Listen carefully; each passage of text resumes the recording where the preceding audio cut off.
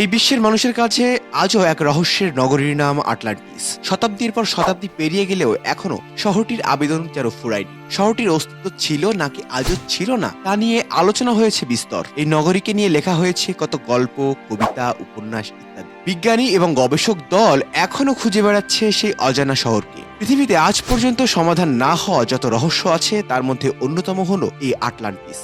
প্রাচীন গ্রিক দার্শনিক প্লেটোর লেখা থেকেই প্রথম জানা যায় আটলান্টিস শহরের কথা। টিমেউস ও ক্রিটিয়াস নামক প্লেটোর দুটি ডায়লগে এই উল্লেখ পাওয়া যায় আটলান্টাস শহরের। 360 খ্রিস্টপূর্ব নাগাদ দার্শনিক প্লেটো তার শিষ্যদের নিখুঁতভাবে এই নগরটির কথা বলে গেছেন।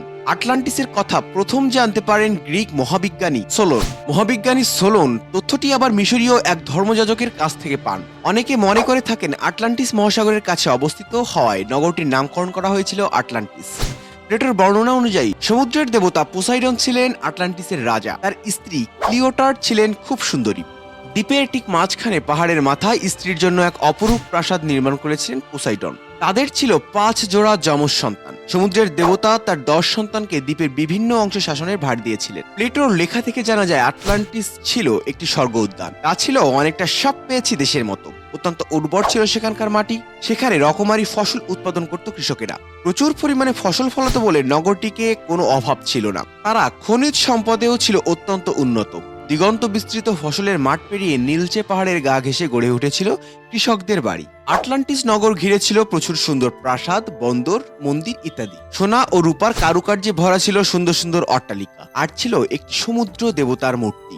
রাজধানীটি ছিল এক সবুজে ঘেরা পাহাড়ের চূড়ায়। সেই পাহাড়ের চারিদিক ঘিরে ছিল বেশ কয়েকটি পরীক্ষাগুলো আবার পরস্পরের সাথে খাল দিয়ে যুক্ত ছিল। বাইরের পরীক্ষাটি খাল দিয়ে যুক্ত ছিল আবার সমুদ্রের সাথে।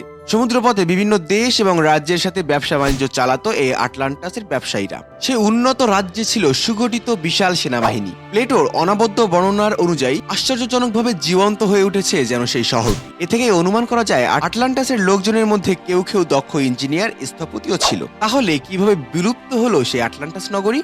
প্লেটোর বর্ণনা অনুসারে যিশুর জন্মের 1500 বছর আগে এই নগরীটি বিলুপ্ত হয়ে যায়। পোসাইডন তার 10 ছেলেকে 10টি দিকের শাসনের ভার দেন। এমনিতেই বেশ শান্তই ছিল, কিন্তু ক্রমান্বয়ে 10 জনের মধ্যে বিরোধ বাড়তে থাকে। তারা প্রত্যেকেই নিজের রাজ্যের সীমা বাড়াতে চায়। আটলান্টাসের নির্মল আকাশে লোভ আর হিংসার ছায়া পড়ল।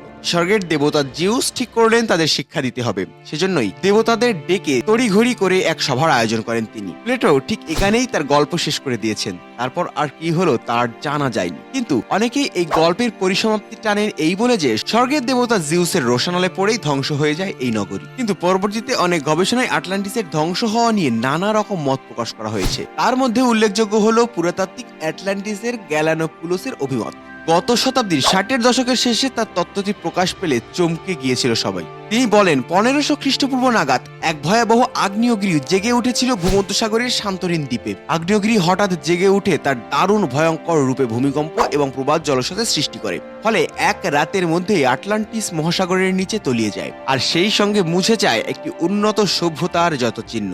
আটলান্টিসের খোঁজে অনেক বিজ্ঞানী গবেষণা আর অনুসন্ধান চালাচ্ছে অনেক কাল আগে থেকেই। তবে তার প্রকৃত অবস্থান কোথায় ছিল তা এখনো জানা যায়নি। অনেক প্রত্নতাত্ত্বিকবিদ বিভিন্ন সময় বিভিন্ন স্থানকে হারিয়ে যাওয়া আটলান্টিস হিসেবে চিহ্নিত করেছেন, কিন্তু তাদের পক্ষে জোরালো কোনো প্রমাণ তুলে ধরা সম্ভব হয়নি। অনেকের বিশ্বাস গ্রিক দ্বীপ ক্রিসেটের কাছাকাছি ছিল এই আটলান্টিস। তবে প্লেটোর তথ্য মতে আটলান্টিস মহাসাগর থেকে উৎপত্তি হয়েছিল এই দ্বীপটি, যা হচ্ছে আটলান্টিস। বলা হয়ে থাকে হারকিউলিস নামের একটি ছোট দ্বীপের অস্তিত্ব ছিল এর পাশে।